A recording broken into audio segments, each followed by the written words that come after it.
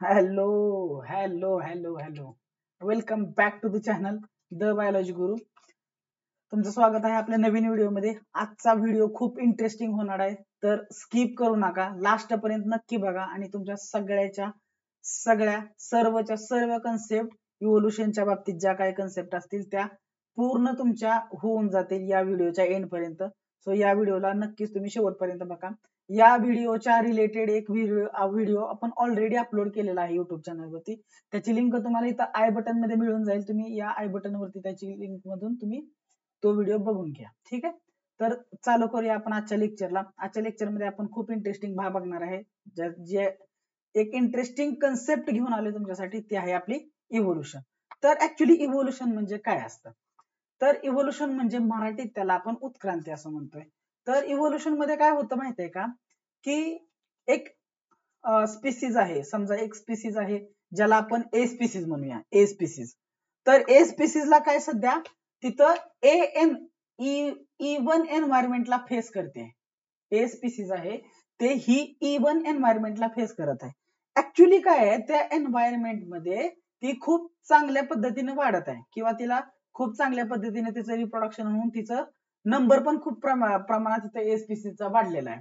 पण ऍक्च्युली काय होतंय की आता एन्व्हायरमेंट E1 जे आहे, हे एन्व्हायरमेंट हे काय स्टॅटिक गोष्ट नाही. Environment is not a static thing. Environment daily बदलत राहतं, एन्व्हायरमेंट इयरली बदलत राहतं. Environment over the period of long time तुम्ही जर बघायला गेला तर एन्व्हायरमेंट जसं 10 वर्षापूर्वी होतं तसं आता एन्व्हायरमेंट नसतं, किंवा जसं आता असणार आहे तर ते 10 वर्षापूर्वी एन्व्हायरमेंट तसंच असेल असं नसते.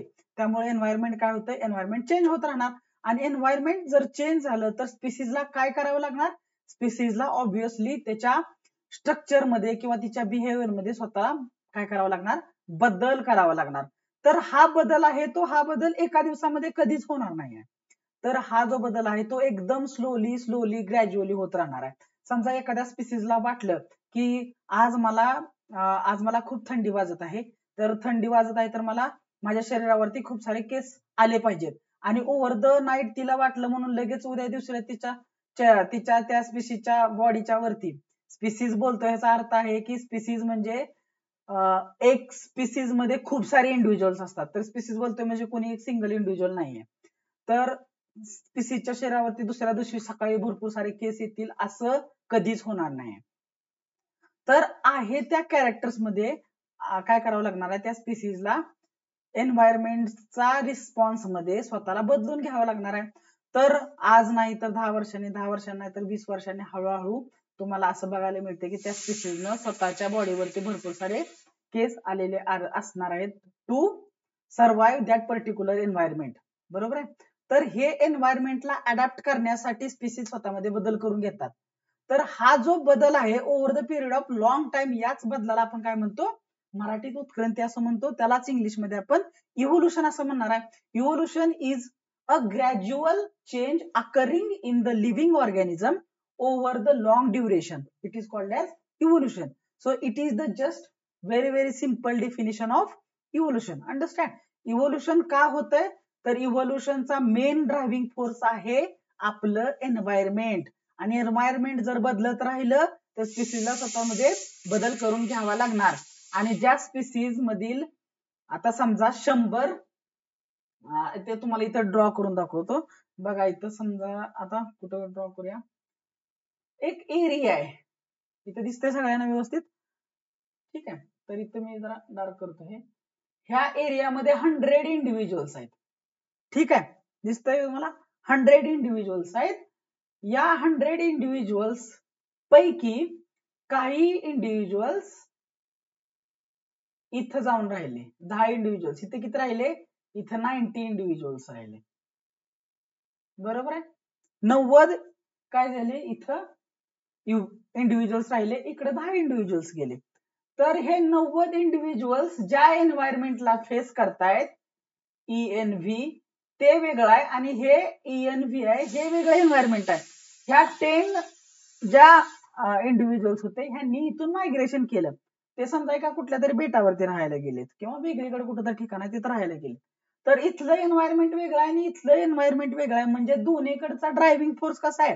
पूर्णपणे वेगळा आहे आणि अशाच कारणामुळं तर हे जे 10 इंडिव्हिज्युअल्स असतील आफ्टर 100 इयर्स एक वेगळी स्पीसीज बनतील. समजा एक्स स्पीसीज बनले एक्स आणि हे 90 इंडिव्हिज्युअल्स असतील हे हे काय करतील स्वतःच रिप्रोडक्शन करून करून नंतरच्याला किंवा त्यांचा जो त्यांच्यामध्ये एन्व्हायरमेंट नुसार जो काही बदल होत राहणार त्यानुसार हे काहीतरी वेगळीच वाय स्पीसीज बनतील. अशा प्रकारे हे वेगळी स्पीसीज तयार होण्याच्या प्रोसेसला आपण काय म्हणणार आहे इंग्लिशमध्ये स्पेसिएशन म्हणतात. त्याला काय म्हणतात speciation. The process of formation of new species it is called as speciation. तर मायग्रेशन असेल किंवा इथं समजा काहीतरी या जो मेन आयलंड आहे किंवा हे मेन जे लँड आहे याचे दोन भाग झाले समजा अर्थक्वेकमुळे इकडल्या स्पीसीज आता इकडे जाऊ शकत नसतील किंवा तर दोन्ही स्पीसीज वेगवेगळ्या एन्व्हायरमेंटमुळे नवीन स्पीसीज तयार होतील. तर ही काही जी स्पेसिएशनची कन्सेप्ट आहे ते आपण येत्या व्हिडिओ नंतर जे काही नवीन आपण व्हिडिओ अपलोड करणार आहे त्याच्यामध्ये आपण स्पेसिएशन कन्सेप्ट सुद्धा घेणार आहे. पण सध्या इव्होल्युशनच्या बाबतीत पण तुम्हाला हे सांगायचं होते की formation of new species due to change in specific characters. आता हे characters why they are changing because of the environment they are going to face. Factors of several generation. ये जो चेंज है वो तो एक दिन में नहीं होने वाला. ये जो चेंजेस है वो होने के लिए 10 साल 20 साल 50 साल और 100 साल और 1000 ईयर्स भी लग सकते हैं. समझ में आ रहा है. तो generation as a response to natural selection. Natural selection मुळे स्पीसीज वरती एक फोर्स येतो की त्यांना स्वतःच्या कॅरेक्टरमध्ये बदल करून घ्यावा लागतो आणि हा बदल झाल्यामुळेच जे काही नवीन कॅरेक्टर्स डेव्हलप होतात आणि कॅरेक्टर्स डेव्हलप झाल्यामुळं जी काही डेव्हलपमेंट होते आपल्या ऑर्गॅनिझम्स मध्ये त्यालाच आपण काय म्हणणार आहे त्या डेव्हलपमेंटल प्रोसेसला त्या ड्रायव्हिंग फोर्सलाच काय म्हणणार आहे आपण it is the process which is called as evolution. Understand. इथपर्यंत तुम्हाला समजतंय. तर हा जो चेंज आहे तो काय एका दिवसात कधीच होणार नाही. हा जो चेंज व्हायचा असेल तर या चेंज व्हायला खूप सारा टाइम जाणार आहे. It is slow gradual process. It will take lot of time to happen. Understand. So याच्या पुढचं आपण डिस्कस करूया की तर हा पिरियड आपण कुठून काउंट करायचा म्हणजे ऍक्च्युली इव्होल्युशन कुठून स्टार्ट झालं. तर पृथ्वी तुम्हाला माहिती आहे 3.5 बिलियन वर्षापूर्वी काय झालं खूप मोठं कोलिजन झालं होतं आणि त्या कोलिजन मध्ये पहिल्यांदा पृथ्वी तयार झाली. तर पृथ्वी पहिल्यांदा वायू स्वरूपात it was in gaseous state. Then it starts to reduce the temperature. Temperature goes on declining, so it become liquid, then solid, then biosphere बना. तो अभी क्या हो रहा है कि ग्रेजुअली वो जो चेंजेस हो रहे थे तो वो भी इवोल्यूशन का पार्ट है. तो जब कोई भी आदमी स्टडी करना चाहता है इवोल्यूशन का तो उसे कब से सोचना पड़ेगा जब पृथ्वी का स्टार्ट भी नहीं हुआ था. पृथ्वी जब गैसीय स्टेट में थी वहां से उसको स्टडी करना पड़ेगा अभी के स्टेज तक. ठीक आहे. तो हा जो खूप सारा मोठा पिरियड आहे एवढ्या सगळ्या पिरियड ऑफ टाइमचा तुम्हाला विचार करावा लागणार जेव्हा तुम्ही इव्होल्युशनचा स्टडी करत असताय. समजला. तर ही एक डेफिनेशन आहे महत्वाची. ही एक डेफिनेशन आहे. तुम्ही इथं पॉज करून ही डेफिनेशन तुम्ही लिहून पण घेऊ शकता. ही डेफिनेशन तुम्ही लक्षात पण ठेवा व्यवस्थित. ठीक आहे. तर तुम्हाला बोललो की आता 3.5 बिलियन वर्षापूर्वी काय झालं होतं कोलिजन झालं असं झालं तसं झालं. तर त्याच्यानंतर जेव्हा पृथ्वी खूप थंड झाली त्याच्यानंतर पहिल्यांदा म्हणजे फर्स्टली व्हॉट हॅपन सगळ्यात पहिल्यांदा इव्होल्युशन मध्ये जी कोणती स्टेप घडली असेल that was formation of elements. Natural elements formation झाले होते. तर सगळ्यात महत्वाची स्टेप इव्होल्युशन मध्ये काय झाली होती तुम्हाला सांगितलं मी आताच.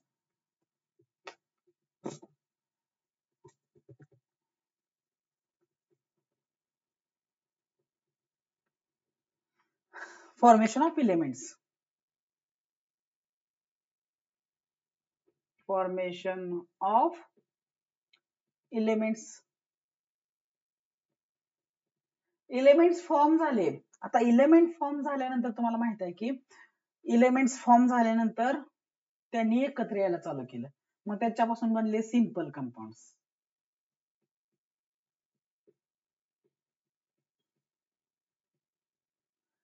सिंपल कंपाऊंड बनले. सिंपल कंपाऊंड्स एकत्र येऊन बनले complex compounds.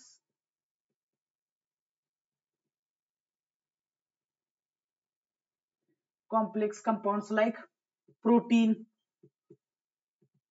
and nucleic acids. So Na का मतलब क्या है? Nucleic acid. Formation of elements. उसके बाद होगा simple compound formation, formation of elements. उसके बाद आएंगे सिंपल कंपाउंड, उसके बाद आ गए complex compound like protein end nucleic acid. Understand. आता हे जे न्यूक्लिक ऍसिड आणि प्रोटीन जे तयार झाले होते त्याच्यामुळे काय झालं, सिंपल कंपाउंड कसे असणार आहेत, formation of compounds may have been formed from those. हे सिंपल कंपाउंड्स एकतर ऑर्गॅनिक असतील, एकतर कसे असतील, नाहीतर नॉन ऑर्गॅनिक असतील. ऑर्गॅनिक इनऑर्गॅनिक असतील. Non organic is also called as inorganic. ठीक आहे. तर अशा प्रकारे एलिमेंट्स आल्यानंतर फॉर्मेशन ऑफ तुम्हाला बघायला मिळेल की simple compounds which may be organic और inorganic. After that those simple compounds comes together and they formed the complex compound like protein and nucleic acid. Understand? First primitive type of cells may have been formed from the mixture of different type of organic and inorganic compounds. आता actually काय झालं माहितीये का, आपल्याकडं जे काही primitive cells तयार झाले याच्यापासून, after that what is the stage, primitive cells. So हे इव्होल्युशनची काय टाइमलाईन आहे बघा अशी, म्हणजे काय म्हणतात इव्होल्युशन. इव्होल्युशन मध्ये असं काय झालं होतं बघा. ठीक आहे. आता प्रिमिटिव्ह सेल्स कशापासून बनलेलं आहे, simple.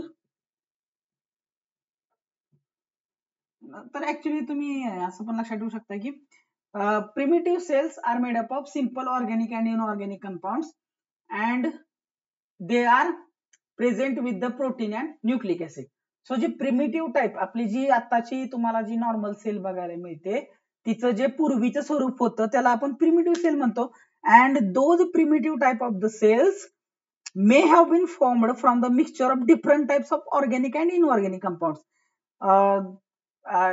They are already with the some type of nucleic acids and some types of proteins. Okay. Number of those cells may have increased at the cost of surrounding chemicals. आता काय होणार की आता काय झालं की हे जे सिंपल इनऑर्गॅनिक आहेत कंपाऊंड्स किंवा ऑर्गॅनिक कंपाऊंड्स आहेत, काही प्रोटीन्स आहेत, काही न्यूक्लिक ऍसिड आहेत, त्यांच्यापासून असं एक प्रिमिटिव्ह टाइप ऑफ काय बनले की सेल्स बनले. अशा प्रिमिटिव्ह टाइप ऑफ सेल्स बनले. ह्यांचा हळूहळू नंबर काय होत झाला, ह्यांचा नंबर वाढत चालला. नंबर वाढत चालल्यानंतर तुम्हाला माहित आहे आता इथे एक सेल असणार आहे अशी, ही प्रिमिटिव्ह टाइप ऑफ सेल आहे, ही प्रिमिटिव्ह टाइप ऑफ सेल आहे, इथे एक सेल आहे. तर ह्यांचं कंपोजिशन कसं असणार आहे, हे केमिकल कंपोजिशन कसं असणार आहे, ह्यांचं वेगवेगळं असणार आहे. ह्याच्यात जे ऑर्गॅनिक इनऑर्गॅनिक कंपाऊंड असतील ते याच्यातच असतील असं नाही, याच्यात जे असतील ते याच्यात असतील नाही असं. There was a difference between the chemical composition between the primitive cells at that time. That is why काय होणार की when the nature comes in role, some type of the cells, some type of the primitive cells, they get eliminated. Only the cells, primitive cells which are having the properties to survive or compounds to survive, they will just survive because of natural selection. असं तिथं सुद्धा झालेलं असणार करणार आहे. त्यामुळे evolution ही process आहे, फक्त ती आत्ताच रोल मध्ये आहे असं नाहीये. ती पृथ्वीच्या सुरुवातीपासून जेव्हा एलिमेंट्स तयार झाले, नंतर सिंपल कंपाऊंड तयार झाले, त्याच्यानंतर काही कॉम्प्लेक्स कंपाऊंड तयार झाले, त्याच्यानंतर जे प्रिमिटिव्ह सेल्स तयार झाले तिथपासून आपल्याला काय बघायला मिळतं, तर आपल्याला इव्होल्युशनची प्रोसेस बघायला मिळते. आणि तिथपासून जी इव्होल्युशनची प्रोसेस झाली ती आज तागायत चालू आहे. तर तुम्ही आता बघू शकताय पृथ्वीवरती तुम्हाला असं कुठलंही ठिकाण बघायला मिळणार नाही. तुम्ही पाण्यामध्ये जावा, तुम्ही वाळवंटात जावा, तुम्ही जमिनीवरती जावा, तुम्ही हवेमध्ये जावा, तुम्ही कुठेही जावा तुम्हाला ऑर्गॅनिझम्स बघायला मिळतील. You will see they are cosmopolitan now. You will find organisms everywhere. Understand?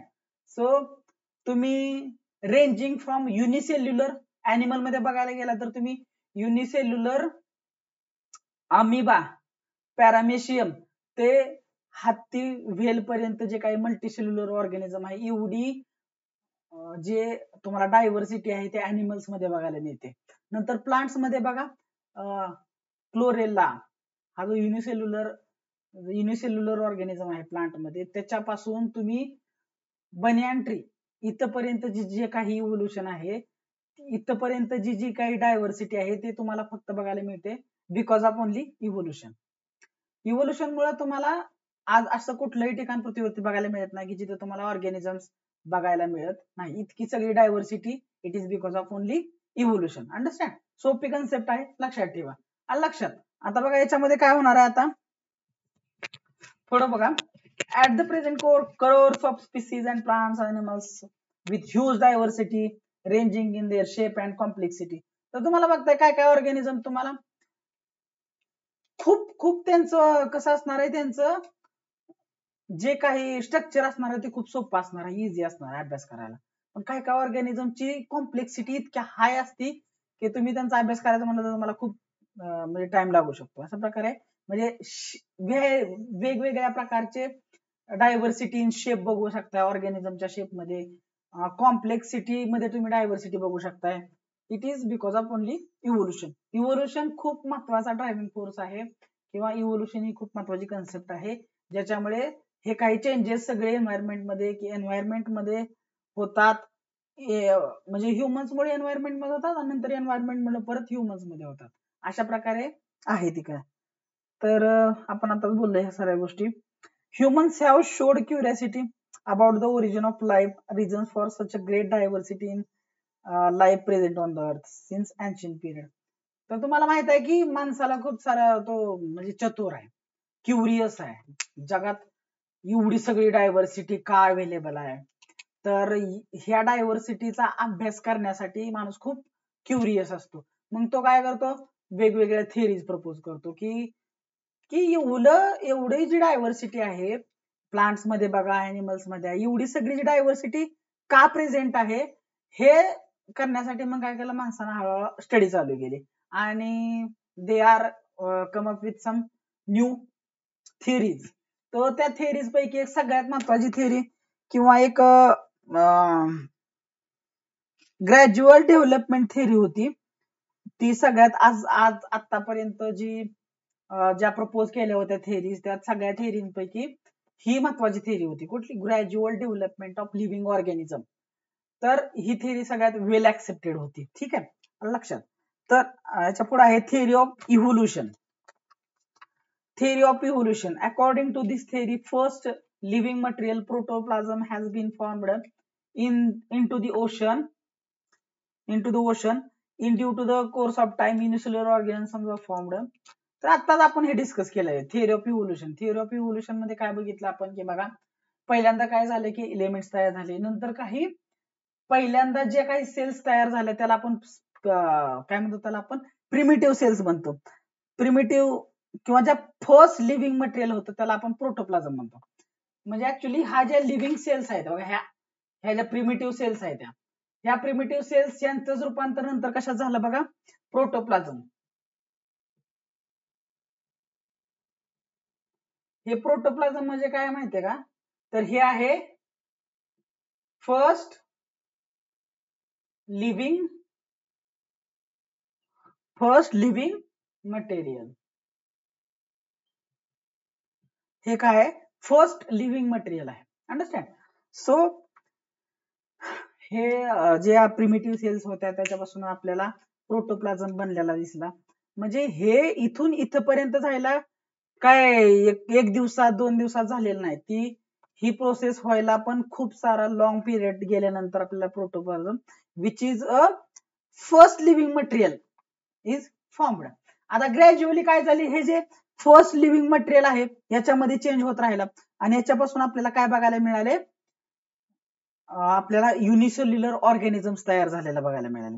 पण हा जो प्रोटोप्लाझम आहे तो कुठं झाला, तर पहिल्यांदा लिव्हिंग मटेरियल हे पहिल्यांदा तुम्हाला ओशन मध्ये तयार झालेलं बघायला मिळालं. कारण ओशन मध्ये त्यावेळेस असं एन्व्हायरमेंट होतं की it was favourable to development of first living material which is called as protoplasm. So तुम्हाला क्वेश्चन येऊ शकतो की what was the first living material? It was the protoplasm. Understand? So keep in mind. आता काय बघायचं की आता कायच्या याच्यामध्ये काही ग्रॅज्युअल डेव्हलपमेंट झाल्यामुळे काय झालं पुढं, ग्रॅज्युअल डेव्हलपमेंट पुढे जाऊन काय तयार झाल्या, आपल्या प्रोकॅरियोटिक सेल्स तयार झाल्या. प्रोकॅरियोटिक सेल्स मध्येच काही ग्रॅज्युअल चेंजेस होऊन काय झालं, नंतर आपल्या युकॅरियोटिक सेल्स तयार झालेल्या तुम्हाला बघायला मिळतात. अशा ठीक आहे. तर अशा प्रकारे hence this overall process is called as evolution which is organization. तर सगळ्यात महत्वाचं duration of all the changes is at most 300 crore years. म्हणजे हे एवढे सगळे जे चेंजेस व्हायचे होते प्रोटोप्लाझम पासून फर्स्ट लिव्हिंग मटेरियल, फर्स्ट म्हणजे प्रोटोप्लाझम म्हणजे फर्स्ट लिव्हिंग मटेरियल, त्याच्यापासून युनिसेल्युलर ऑर्गॅनिझम, आणि त्या युनिसेल्युलर ऑर्गॅनिझम पासून पुढे जाऊन मल्टीसेल्युलर ऑर्गॅनिझम तयार व्हायला जवळजवळ 300 करोड इयर्सचा टाइम हा पास झालेला होता. हा खूप मोठा टाइम पिरियड आहे. तर एवढा सगळा मोठा टाइम पिरियड मध्ये एवढे सगळे चेंजेस होऊ शकतात. अंडरस्टँड? ते काय 1-2 दिवस, 10 दिवस, 15 दिवस, 20 दिवसात, 30 दिवसात कुठलाही चेंज होत नाही. It is a gradual development as per the definition of the evolution we have already seen that. Okay. तर काय झालं होतं की याच्यामध्ये तुम्हाला एवढं सगळं बघायला मिळालं. आता विषय काय आहे की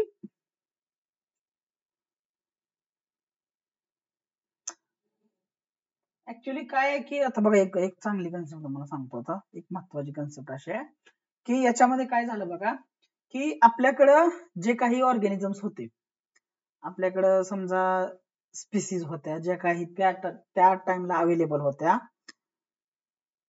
तर त्यांच्यामध्ये जर एक डिरेक्शनल चेंज झाला असता, समजा सगळ्याच स्पीसीजना एकच प्रकारचं एन्व्हायरमेंट दिलं, एकच प्रकारचं एन्व्हायरमेंट दिलं, तर त्यांच्यामध्ये सगळ्यामध्ये चेंजेस कसे होतील, एकाच प्रकारचे होतील.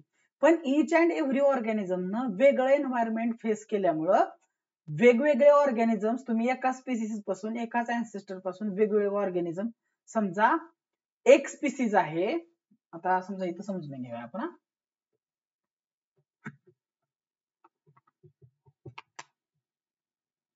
जसं की थोडक्यात आपण आधी बघितलेलंच होतं आता उदाहरण ते, तरी पण मी तुम्हाला एक शॉर्ट मध्ये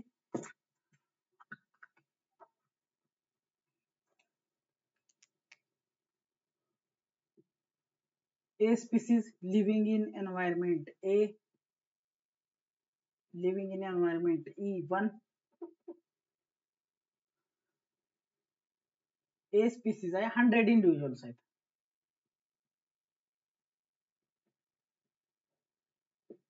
तर हा खूप मोठा एरिया आहे.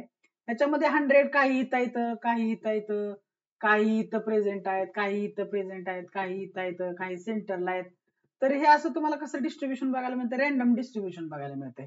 तर इथलं एन्व्हायरमेंट, इथलं एन्व्हायरमेंट, इथलं इथलं इथलं एन्व्हायरमेंट जे आहे, तर एन्व्हायरमेंट हे हे नको असं, तर environment facing these groups is different.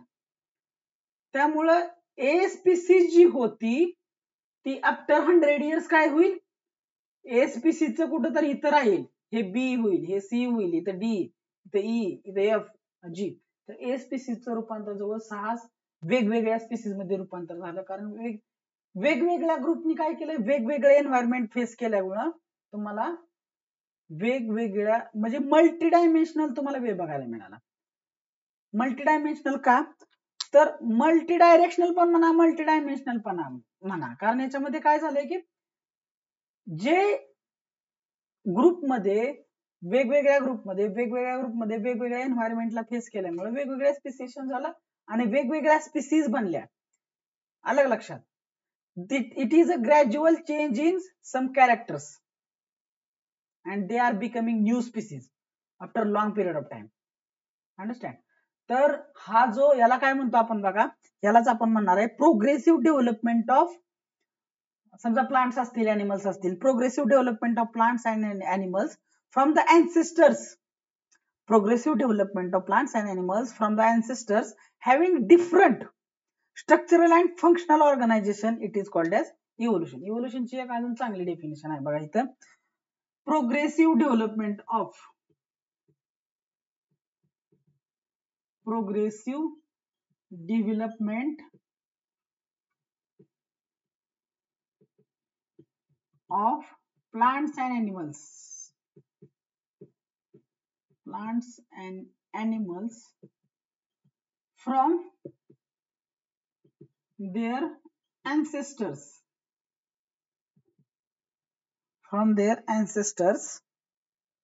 having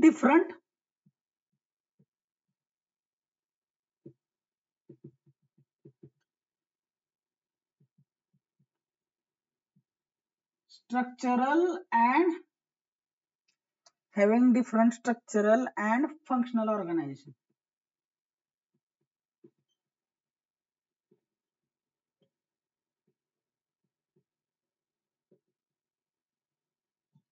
इसको क्या कहेंगे हम? इवोल्यूशन.